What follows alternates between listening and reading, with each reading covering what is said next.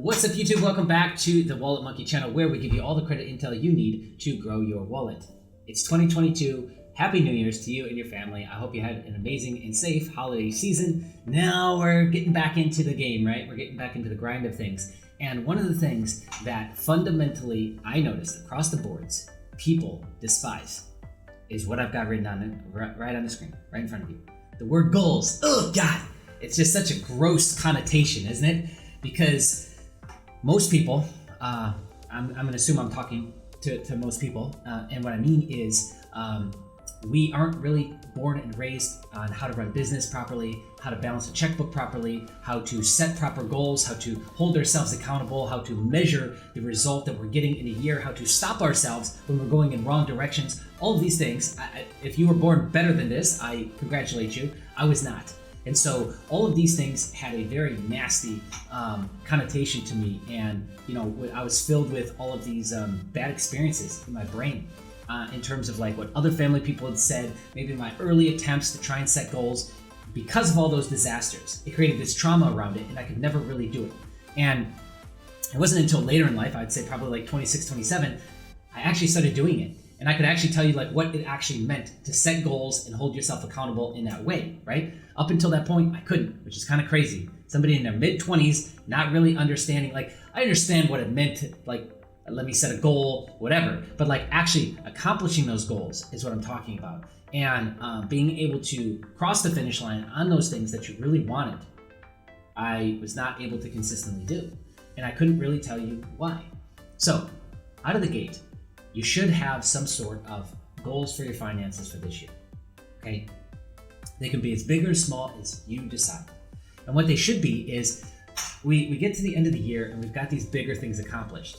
And the cool thing is that once we set this kind of bigger goal, whether it's a money goal, which everyone usually sets money goals. Everyone sets fitness goals, money goals, and just like quality of life goals. I want to take one vacation this year. I want to make 6 figures, meaning AKA $100,000 on the dot. Or I want to make 7 figures, which means AKA $1 million on the dot.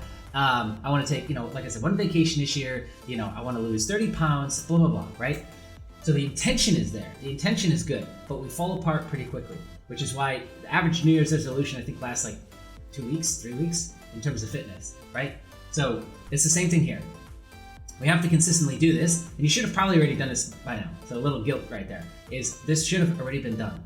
Definitely shouldn't be getting done on the 4th of January, but here we are. Okay, so where do we start? We need to pick some sort of goal that's a bigger goal for the end of the year. Now, I would like you to get specific. I would like you to, hey, I want to get $100,000 in new credit this year. Okay, and I want to get it by no more than having 5 cards, or no more than 3 cards, or I want to get it in 2 cards, right? So that would be a goal that I would, make and write down and vocalize, right? And the cool thing is that we can kind of work that thing backwards. And I'm going to give you a couple of real simple frameworks to use that will allow you to do it. But we have to set some sort of goal for your finances for this year. And so that's the first thing, is I think that most people, because you're not really taught how to deal with your finances. You're taught cash is king by all the people in your family who hated credit cards, hated having any sort of debt. And so fundamentally, a lot of people don't even really know how to use this. So personal finance is much more of a mental game than it is like a physical. The stuff hasn't changed. You can go back and watch the very first personal finance YouTuber, and probably a lot of that, outside of maybe some regulation changes, not much of that has changed in terms of like the process and that old way of doing it, right? Like a 60-40 portfolio with investing, all that, right? Like a lot of that hasn't really changed. So the issue though is it's mostly a mental game, right, with this. And it's mostly us getting over our own stuff to actually see what's in front of us to accomplish these things, right? So anyway, I want to give you a really simple framework. Let me just draw it out here. I hope this isn't hideous, but let's see. Okay, so here we go. Here is our lines. I hope you can see that. Yeah, you can see it. All right, and this is this is the start. This is 0, and this is the finish, 100%, right? Think of this like a ruler. Think of this like a football field. Whatever cool analogy you want to throw into this to make it more fun and exciting for you, do it. Then here's what we do. First thing we do is we make quarter marks. Or simply put, is we would take and we'd make the 50%, right? Then we'd come here and we'd put the 75 and we'd come here and put the 25. This, if you just did this with any goal that you've got set, you now know exactly what to do, don't you? Because we can break this up in the same way that we break up quarters. 4 quarters in a year, 4 quarters in many sports games, right? So we can continue to play around with the references to continue to get us excited about this. But with 4 quarters in a year, we can kind of map out where we should be, right? And so by this 3rd quarter, especially, like, working from the finish to the start is much easier than working from the start to the finish, because it's much harder. There's more unknown variables. We know where we want to finish, so let's just work from the finish backwards. And I would suggest to do this with all of your goals. And then what's cool is what you can do is, like, so now we've got these big yearly goals. We can now figure out what fits into these quarterly goals and run 90-day goal segments, which is a really, really popular strategy to use for just like people in business and in life in general to work your goals in 90-day bricks or blocks. 90-day blocks are much more digestible than a 365-day block. That's why people get so lost in setting goals, is because they're thinking 365 days, it's impossible to try and figure that out. It's impossible to try to figure out, what do I do today for 364 days from now? Make sense? So that's how we do that. Is we work this backwards, and you could continue to come back in and layer in. Then you could do what? So we did quarters, then you could do 8th marks, then 16ths, then 32nd marks if you wanted to. You could get as granular as you wanted to. And as soon as you figure out these kind of big pieces, it becomes easier to then fill in the next chunk and the next chunk, and over and over and over again, right? So this can be a lot of fun, I assure you. I know that you might have negative connotations about goals, but it can be a lot of fun. And so here's the last thing that I want to leave you with, is when it comes to wanting to get something in your life, I've got a ton of experience with accomplishing things and even more with not accomplishing things. And the thing that I noticed across the boards, and this is going to be very simple and hopefully hit home for you, is that if you're not excited about the thing, if you can't find something to love about this thing, you will not get it done. It's no different than in school. I can ask you, what was your favorite subject? And it was also your best grade. And I could ask you, what was your worst grade? And it was probably your worst subject, or the subject that you loved the least. Meaning that the topic or the class that you didn't like, for most of us it was math class, right? Is that class coincidentally was also your worst grade.